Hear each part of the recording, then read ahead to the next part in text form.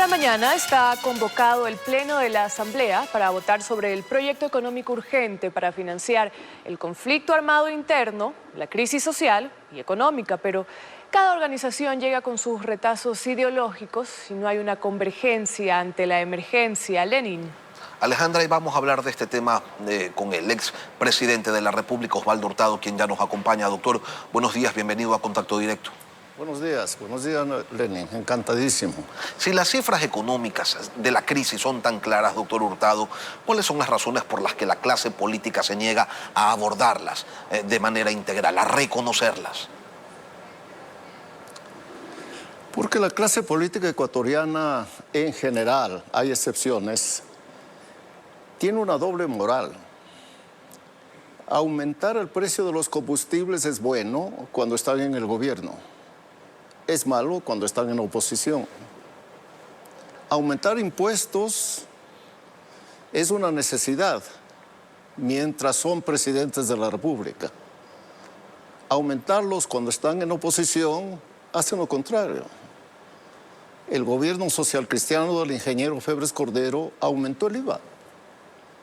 Lo propio hizo el gobierno de Correa.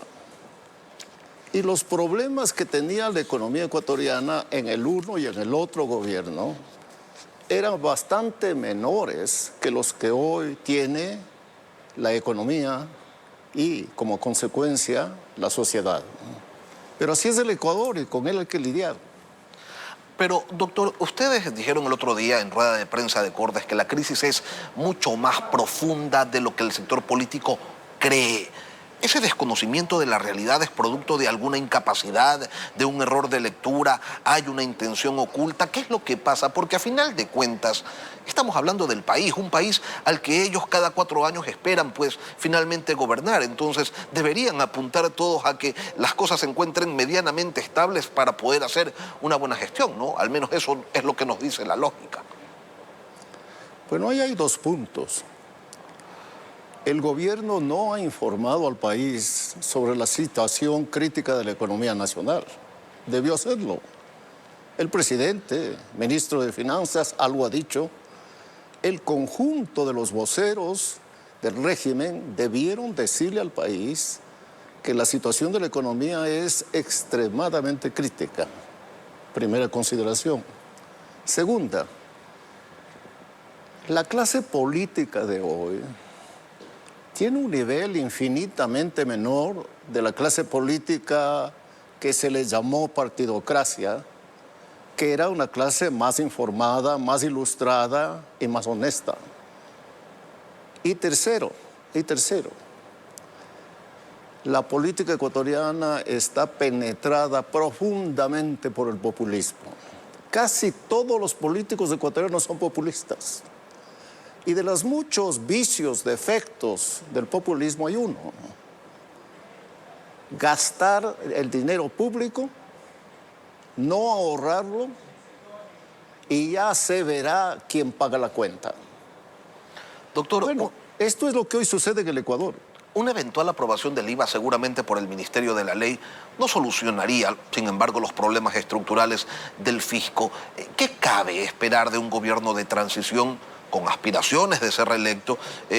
¿Realmente deberíamos esperar del presidente Noboa decisiones que apunten en ese sentido hacia una reforma estructural? ¿O es lo lógico, pues, simplemente tener como expectativa acciones muy puntuales, parches para pasar el bache? El IVA, si es que llega a aumentarse, no va a resolver el problema. Ni siquiera el aumento del precio de los combustibles. No va a ser suficiente para llenar el hueco fiscal, que es de alrededor del 5% del Producto Interno Bruto. Será necesario achicar el Estado.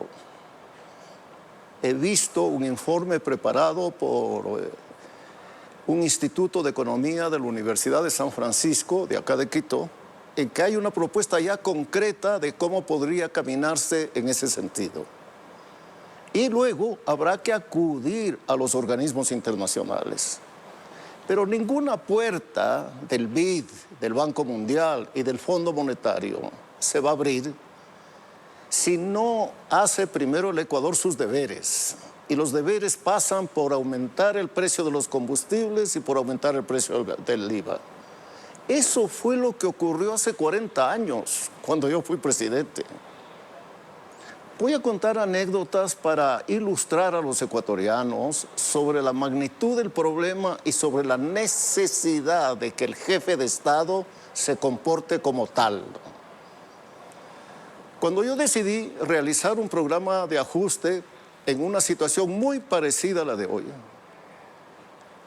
y yo no discutí el programa con mi partido, ni siquiera con el gabinete. 4 personas nos encerramos y tomamos la decisión. El gerente del Banco Central, Abelardo Pachano, el presidente de la Junta Monetaria, José Correa, el ministro de Finanzas, Pedro Pinto, y yo. Una vez que diseñamos el programa, llamé yo al presidente de mi partido, Julio César Trujillo, para informarle. Y él me dijo, estás loco. El día de mañana el pueblo rodeará el Palacio Nacional. ¿Qué vas a hacer? ¿Huir? ¿Exilarte? ¿Entregarte? El gobernador del Guayas, Juan Pablo Moncagata, me llamó y me dijo, aquí todo Guayaquil dice que si devalúas la moneda, te derrocan. Y el ministro de Bienestar, cuando reuní al gabinete para informarle lo que iba a hacer, dijo, señor presidente, el día de mañana todas nuestras cabezas amanecerán colgadas en los postes de la Plaza de la Independencia. Catastrófico panorama.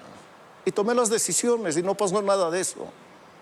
Y el país se recuperó y creo haber sido el único presidente de este periodo democrático que entregó a su sucesor la economía en orden. Doctor Hurtado, pero usted no tuvo que lidiar con la CONAIE, con una organización social dispuesta a confrontar iniciativas de este tipo, incluso caotizando a la sociedad. Bueno, yo tenía al FUT poderosísimo, el Frente Unitario de Trabajadores que unía a todas las centrales sindicales del Ecuador y que cuando quería paralizaba el país, con procedimientos no terroristas, pero bastante violentos, parecidos a los que ha empleado la CONAIE. Pero sobre este punto yo quisiera decirles algo a los ecuatorianos. Para el movimiento indígena, para la izquierda ecuatoriana, para el terrorista ISA, ¿cuál es la mayor autoridad moral en América Latina? Cuba, Fidel Castro, el Che Guevara, el actual presidente de ese país. Bueno, quisiera decirles a ellos que Cuba acaba de quintuplicar el precio de la gasolina. Eliminó el subsidio a la gasolina. Bien, ¿por qué es santo y bueno que los revolucionarios, socialistas, comunistas cubanos eliminen el precio de los combustibles? ¿Y por qué es un pecado mortal, una herejía, aquí en el Ecuador hacer lo mismo? Esta merece una respuesta de la izquierda ecuatoriana. Y hablemos más cerca, Colombia. ¿Qué es lo que ha hecho Colombia? Lo que antes hizo Ecuador, dejar que el mercado regule el precio de los combustibles, a la alza o a la baja, depende de lo que sucede en el mundo internacional. Bien, el presidente Petro, socialista él, ha establecido un sistema de aumento permanente del precio de los combustibles. Yo llamaría a la izquierda ecuatoriana, al movimiento indígena, a mirar el mundo de hoy, no el mundo del siglo XIX o del siglo XX, y a mirar las trágicas secuelas que va a sufrir el pueblo ecuatoriano si este problema económico no se resuelve. Hablemos de las secuelas, doctor, porque Corde sostiene que la crisis fiscal es tan grave que la dolarización estaría en riesgo. Sin embargo, la semana pasada, el presidente de la República en este espacio difería de esa visión y sostenía que si bien la situación es compleja, decir que el sistema monetario podría haberse afectado era, digamos, una exageración. ¿Qué es lo que están viendo ustedes que el presidente Daniel Noboa pues no observa? Bueno, miremos lo que ocurrió en Argentina, que si bien no tenía dolarizada la moneda, había establecido un sistema de convertibilidad. Esto es una igualdad de valor entre el peso argentino y el dólar americano. Ese sistema hizo crisis por situaciones y hechos parecidos a los que están ocurriendo en el Ecuador. Y llegó un momento en que la economía argentina no tenía dólares para pagar las cuentas. Entonces emitió un papelito al que le puso la cifra de $100. Y esos papelitos sirvieron para pagar a los empleados públicos, para pagar a los deudores, a quienes adeudaba el Estado. En fin, fue una nueva moneda. ¿Por qué le hizo? Porque no podía pues dejar un mes, 2 meses, 3 meses sin pagarles un solo centavo a los empleados públicos. ¿Cómo se llamó a este papelito? Despectivamente, patacón, patacón. Yo veo inevitable cualquier cosa diga el presidente de la República. Si es que no se corrige el desequilibrio fiscal, si no se obtiene ingresos de recursos externos, inevitable de que el gobierno ecuatoriano haga lo mismo y cree un papelito que seguramente los ecuatorianos le llamarán correón. Osvaldo Hurtado, expresidente de la República, gracias, doctor, por acompañarnos hoy aquí en Contacto Directo. Encantado, Lenny.